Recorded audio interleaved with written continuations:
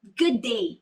I'm Domnina T. Rances, Dean of the College of Law of the Ateneo de Manila University, and a member of the Supreme Court Oversight Committee for the implementation of Rule 138A. I am also a proud product of the Clinical Legal Education course of the Ateneo de Manila University, where, as a fourth-year student, I won my first case in court.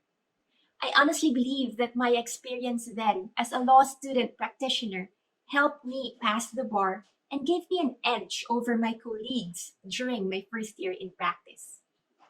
Today, I will talk about experiential education in the context of Rule 138A, particularly what experiential education is, how it is different from other courses, its components, and some supervision techniques that you may employ in conducting your CLEP courses.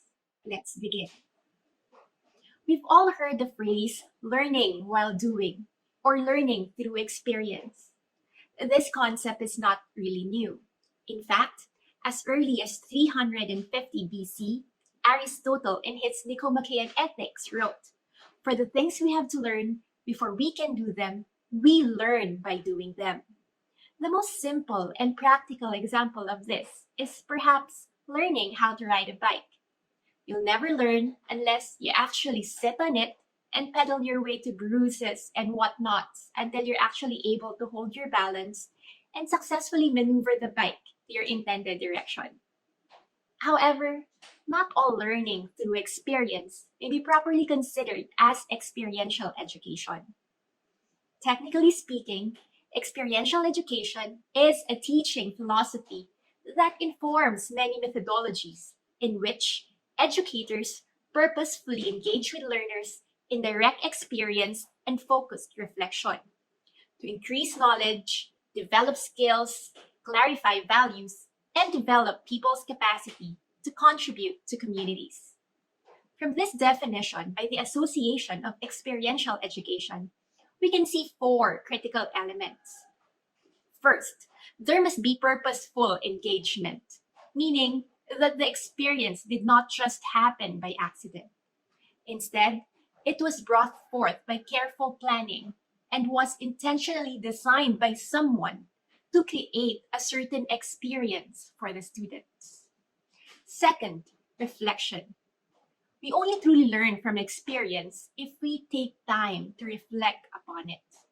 Processing the experience helps to concretely articulate and identify the insights drawn from the experience that are relevant, useful, and applicable in future action and decision making. And it is from these insights that learning truly emerge. It is even said that we do not actually learn from experience, rather, we learn from our reflections on our experience. Reflection then naturally results in the third component, and that is increase in knowledge and skills development. And the last element is societal value. Experiential education must necessarily have a societal value. It is not done for education per se, but to bring about the common good. Now, if we compare this definition to the definition of Clinical Legal Education Program, or CLEP, in Rule 138A, we'll see that they have more or less the same elements.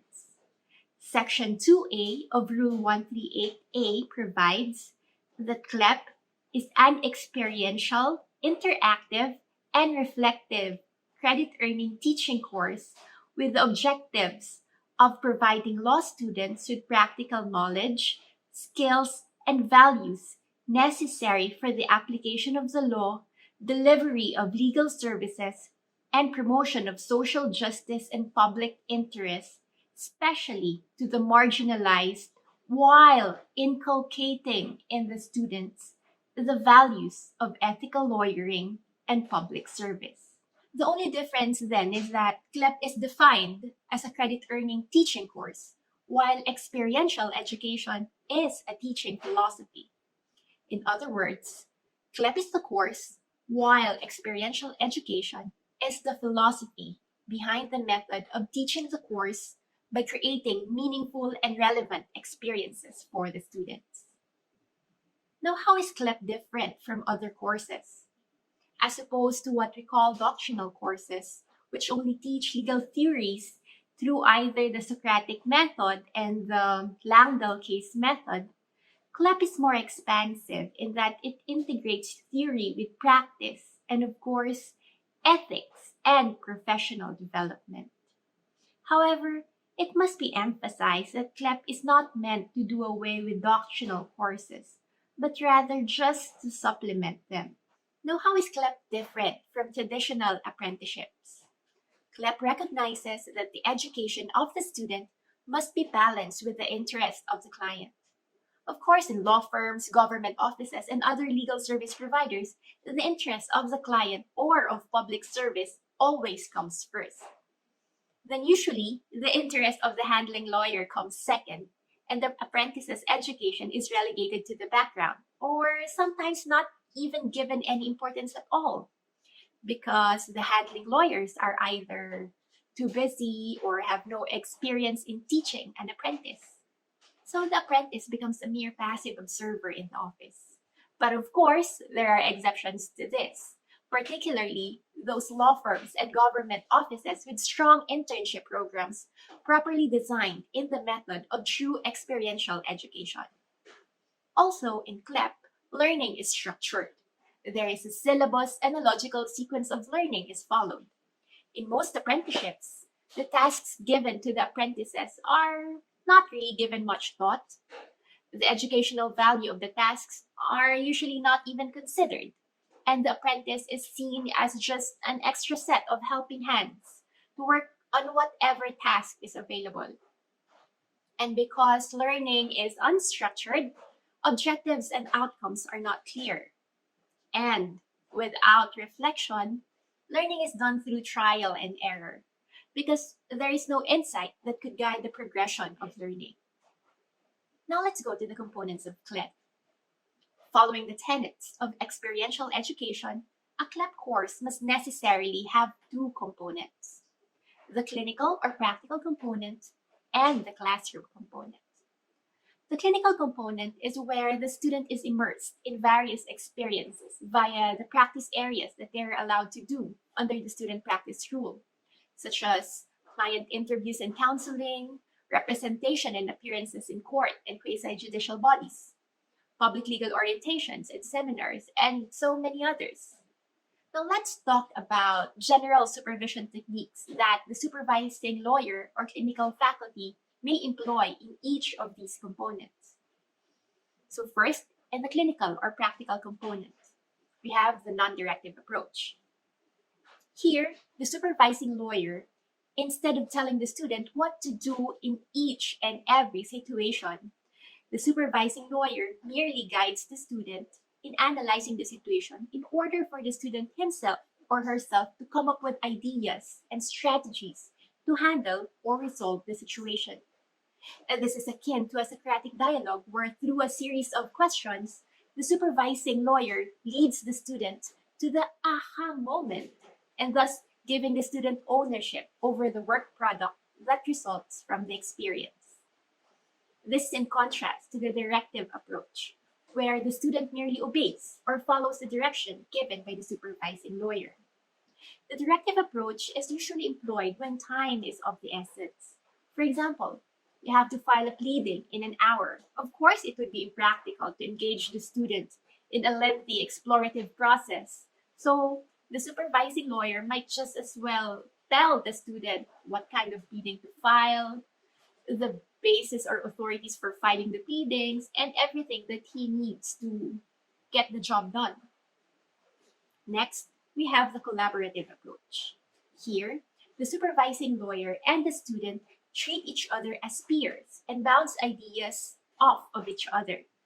This is usually resorted to when faced with novel questions of law where precedents are hard to find.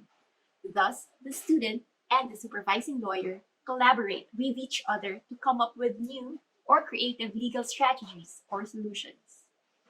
Finally, we have the intentional intervention.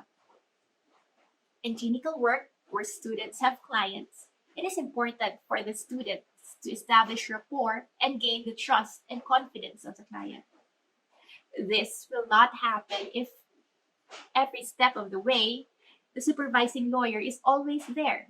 Because as we know, the client would most probably, instead of relying on the student, would second guess the student and seek another opinion from the supervising lawyer. So the supervising lawyer, every time he intervenes between the student and the client, the intervention must always be intentional, with clear and specific goals for the intervention, such as to move the case along or to respectfully guide the case towards a different direction. But it is important to note that supervision is an art dependent on the goal and the context. There is no one way of doing things, and it is up to the supervising lawyer to develop his own techniques through time and experience. Now let's go to the general supervision techniques that may be employed by clinical faculties in the classroom component of the CLEP. Of course, we have the most common, number one, simulation and role playing. This is usually done to teach client interview techniques and etiquette, and of course, trial technique through court proceeding simulations, such as what we do in our practice court courses. Next, we have guided reflection. It is guided because questions are provided to the students, which would lead them to uncover certain insights about their experiences. We also have self-reflection or journaling. I really get good feedbacks from students every time I employ this method. Many of them feel that it is a good way to track their progress, and they get to discover so many things about themselves, their strengths, weaknesses, and even personal biases that they were not previously aware of. But my favorite is the case rounds, where students share to the class updates or strategies that they employ in the cases that they are handling. And they would get suggestions, ideas, and even criticisms from their classmates. For me, learning here is exponential because all of the students are able to learn from the various experience of their classmates. Their collective experience brings forth a vast array of knowledge which they could have not learned or know about if not for the experience sharing of their classmates.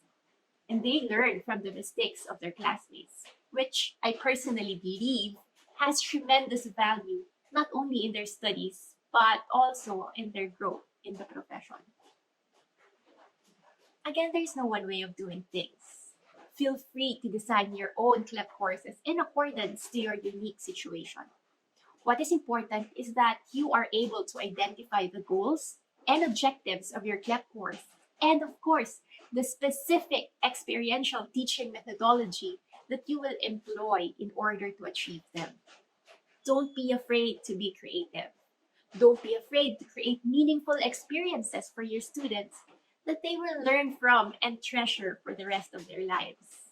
I, for one, truly benefited from the experiences created for me by my CLEP professors back then.